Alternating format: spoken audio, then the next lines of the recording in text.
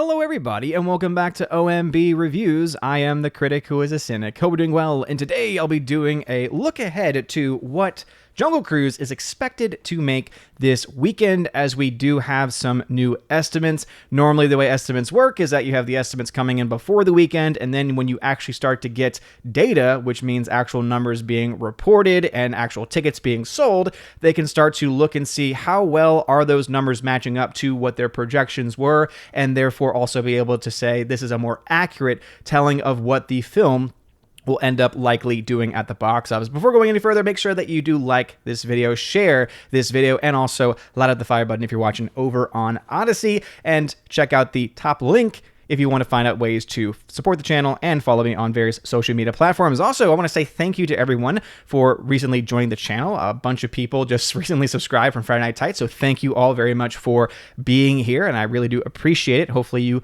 enjoy the content, and I did put this on social media, but normally there is a stream tonight. This is Saturday evening.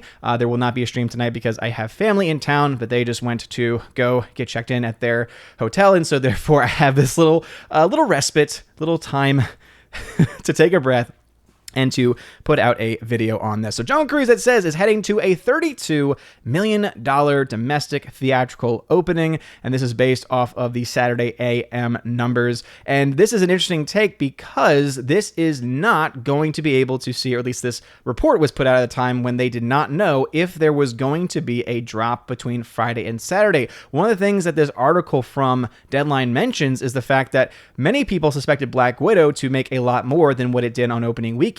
However, the film had a massive drop between Friday and Saturday, and many people suspect that that could potentially happen here. So I would say the $32 million number is probably going to be a little bit more on the conservative side, because I think they overestimated with Black Widow, and so it sounds like they're going to maybe try and underestimate, or at the very least have a more realistic take on what this film likely will do with the current state of the box office. So let's go ahead and dive into this article right here. It says, typically these theatrical day and date in-home releases tend to be front-loaded. So it will be interesting to see if Disney's Jungle Cruise goes off course tonight after posting a solid Friday of 13.378 million, which has predictions at 32.5 million for the opening. That's a better than expected opening for the Dwayne Johnson Emily Blunt movie, and best the former pre-pandemic debut of Skyscraper at 24.9. It isn't too far off from his 2018 Rampage at $35.7 million. And just a point there, it's just interesting to me that a giant Disney film called Jungle Cruise, even though it is of course pandemic times, which they will continue to bring up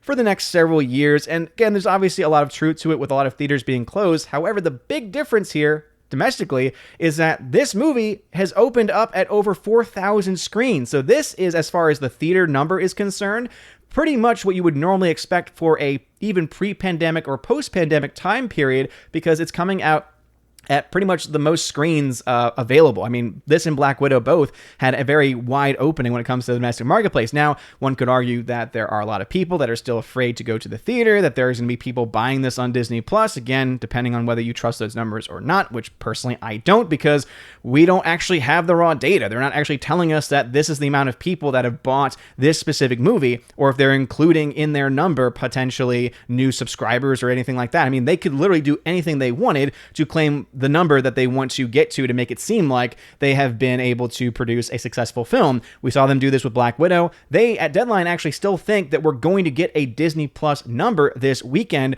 which to me would kind of be on the bold side, especially since now they're getting sued pretty much by everyone at this point in time. Obviously, you have the only official one, which is Scarlett Johansson suing them, but now there's this potential that you might have Emily Blunt get into the discussion, Emma Stone maybe getting into the discussion. These are all rumors at this point, but you have other actors. Gerard Butler, today, there was just an announcement that he is going to be suing one of the companies that was in charge of one of his films. And so, yeah, interesting times that you have a lot of actors starting to step up and sue these giant companies because of potential breach of contract issues, and it really comes down to the way that they're handling these day and date releases.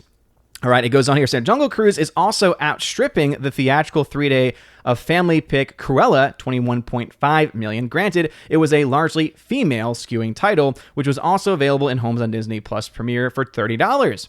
Deadline, are you trying to say that female-centric films don't sell as well as a male-centered movie? That seems to be what you just indicated. I don't know. Find that an interesting bit of commentary. IMAX and premium large format screens are delivering around 33% of the gross. Another indicator that when people go to the theater during the pandemic, they're choosing to watch the movie in the most platinum means possible. And that reminds me that this film, just like we saw with Black Widow and other Disney releases, they are once again really screwing over theaters, because I mentioned this in a previous box office breakdown that Disney is essentially forcing theaters to have a 3D showing of these movies, even though these movies were not made for 3D. And typically when they have the 3D showings, Disney asks for studios, if they want to book that movie at their theater, that they have to have it at certain time slots, that it has to fit in at these prime slots, essentially, so that they are able to try and make as much money as they can, which makes some sense. But then you are left with then theaters that are stuck with these show times of 3D films, which most people don't want to go see. People will pay extra to go to IMAX. People will pay extra to go to Dolby. People typically nowadays will not pay extra for 3D because 3D sucks. It's a gimmick at this point. And again, it seems like the experiment there, it's kind of just fell off. Now, obviously, this is Disney trying to keep people interested, because eventually the Avatar films are going to come out, and you know that film's going to be released in IMAX 3D and all the 3Ds possible, and it's going to be stupid.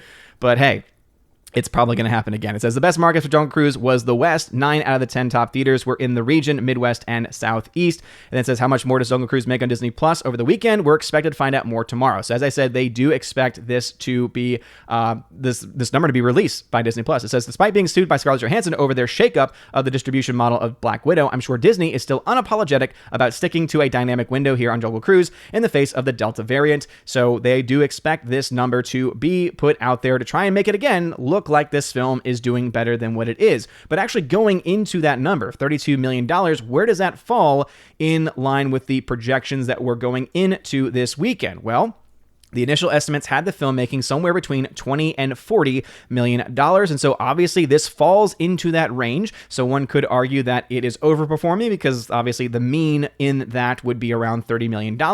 And so anything over $30 million would be kind of skewed as a win for that very reason. However, one does look to these numbers and kind of ask the question of, does this really spell a financial success? Because if we take that number of around $32 million and then we apply similar logic to what we find in the domestic forecast range, that would mean this film is going to make roughly around $100 million, maybe $100 to $120 million domestically. So unless this movie has a massive successful run overseas, which even though The Rock is in this movie, this does not always guarantee, as we've mentioned before, stars don't really sell tickets to movies anymore. I mean, really isn't the stars themselves. It's maybe the stars in certain roles, or it's obviously the material that's being presented. Is it something that has a established fan base already? Is it something that is getting good word of mouth campaign?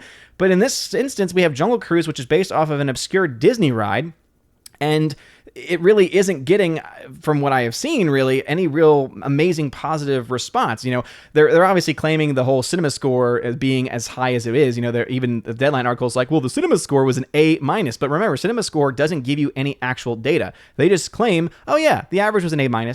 We promise, trust us.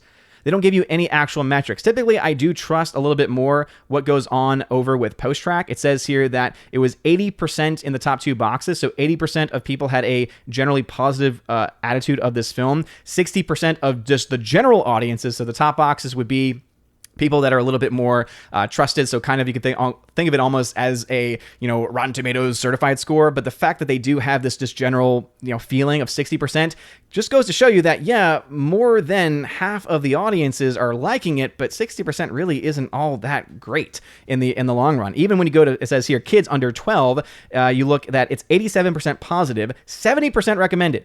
So kids under 12, only 70% of them would recommend this movie to other kids. 70% might seem like a very large number, but in a movie like this that is geared towards kids, you would expect that number to be a lot higher. I don't know. It just seems like a little bit of an odd expression to try and, again, twist this as a huge success for them, when even though 32 million might be more than the average of what they were anticipating, it is still kind of far off the mark here. Not to mention, there was one final update looking into the weekend. So this was the final actual forecast. That was some of the long-range tracking. And I want to say the number actually did get bumped up a little bit. Yeah, Jungle Cruise, the 3-day total was $30 million. And so as you can see, the range was 20 to 40 million. So it actually did remain the same, because whenever you see the actual forecast, the single number, it's always going to be that median between the two numbers, the low number and the high number. And so 30 million means that that did not change. In the long-term tracking, the last long-term tracking they did about a week ago, that they still expected this film to do about that much. And so at $32 million, yeah, it's doing better than the median, but it's still not reaching that top level of 40 million or even above. And the big thing too also is that Jungle Cruise is not getting released in any real major markets that are going to be bringing in a lot of money, because if you look to this list right here, China's not listed. And you know, I've always been very critical of China, especially Disney's relationship with China, but without China to put in more than the average, more than the average for a movie. Remember that when it comes to these giant big budget, Jungle Cruise costing $200 million just production wise, upwards of 300 plus million when you add in marketing costs. You're looking at a movie that, when you have this kind of release, usually gets about a third of its entire box office run from China, normally when that is the case. This film then needs to make a lot of money in other markets, and a big market that, if you don't have China, you would need to be very successful in would have to be the North American market. If this film is only expected to make 30 million, which would mean it's going to have a 50% drop by next weekend, this means that the film's going to be $45-50 million by next weekend. There is a good chance that this film, if it has that range and if it has that rate, doesn't reach $100 million domestically, and therefore also does not have as much success overseas. Now, again, we could be completely wrong on this. Maybe the UK loves the movie. Maybe people in Japan love the movie. I mean, there really are a lot of factors that we just don't know as far as the effect that someone like Dwayne Johnson will have during this time period. But based on these estimates, again, $32 million, it's better than what they were expecting. And again, they're kind of twisting to say it's overperforming. But even overperforming, when you have a film that costs $200 million and the overperformance is $32 million domestically, is just not very good at all. So things are not looking good for this movie to do well. You add on top of that Black Widow, which is a guaranteed flop now, because you know that Disney is at least going to settle with Scarlett Johansson, is the most likely scenario with that lawsuit, especially with all of the Time's Up nonsense now being attached to Scarlett Johansson and kind of backing her in this way. Disney's going to feel compelled for PR reasons alone to be like, oh yeah, we're totally right, you're totally right. We're not going to, let it go to trial because we obviously don't want discovery, because then, our financials might get exposed. Instead, we'll go ahead and give her, $50 to $100 million or something like that. And that means any profits that they've made from the film on Disney Plus are pretty much gone. And all that's left is a film that's at, $100 million loss. Maybe it'll be under $100 million loss by the end of this weekend. But now you have this film, $200 million film, looking like it's also going to be a massive flop. Again, they can try and claim that this movie is going to be incredibly successful on Disney Plus. I just do not see how you can possibly make up that much money. It'll be fun to do the box office breakdown tomorrow. But what are your thoughts? Do you think that this film is going to end up being profitable? As I said, it kind of needs to make like $500 million worldwide or something similar to that in order for it to break even based on the numbers that I typically use. And I can't see a world where this film does as well for that very reason. But let me know your thoughts in the comments below. If you liked the video, smash that like button, light up that fire button if you're watching over on Odyssey. You guys are all amazing, beautiful people. Thank you all for watching. Have a wonderful day, everybody. And as always, God bless. And now for a huge shout out to all of my July Patreon and Subscribe Star members: Andrew Hoyle, Biffer de Hobbit, Brian P., Dion, Don Bruno de la Mancha, Father Christopher Miller, hail to you, Father, Father Damian Cook, Garrett Searles, Harold Francis, Inflamed Wood, It's a Trap Productions, Jason Clark, Jacob Juice, Jeffrey Toone, Jonathan Carney, Laura the Modern Major General's Story, Mike Jackson, Mad Mitch Dunaway, Mr. Peabody and his evil twin with the beautiful hair, On to June, Orange Hat Reviews, Out of Step with Reality, Priscilla Hall, Riff Magos, Rosetta Allen, Teresa Martin, Theodore Bendon, Tina B, and Tina Bojan. Thank you all very much for supporting me over on Patreon, and also to my Subscribe Star members: Fast Reaction, Nosferatu Gatsu, John B, Perpetual Punster, Mr. Roy, Glinzer, J. Alex McCarthy Jr., Dean Heiss / the new number 2, J. Rod the Beer Guru, and ZK Man.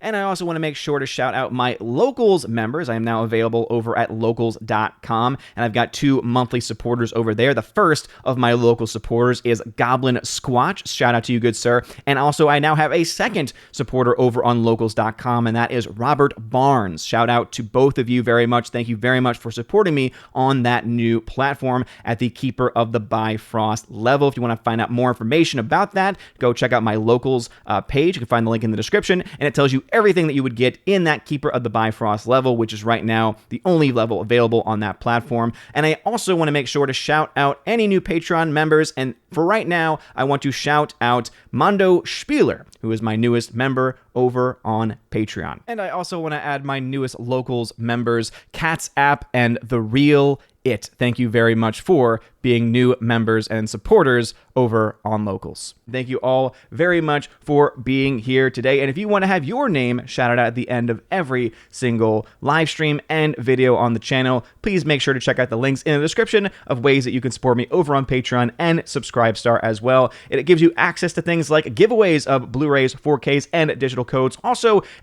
access to a podcast that I do with John the Flick Pick Flickinger, where we have a lot of fun. We also answer Q&A questions as well. And also you might get access to the Chosen of Valhalla level, which gives you access to a once-a-month podcast exclusively where I bring on you to the main channel with everyone else who is at the level, and we all just talk about movies, pop culture, and tons of fun stuff like that. And also, of course, Tina, who is the Empress of the Universe, is going to give us tons of reviews of movies and also maybe a couple of awesome rants here and there as well. So if that sounds fun to you, make sure you go ahead and check out those links. Again, you're all amazing and beautiful people. Hope you all have a wonderful rest of your day. And as always, God bless.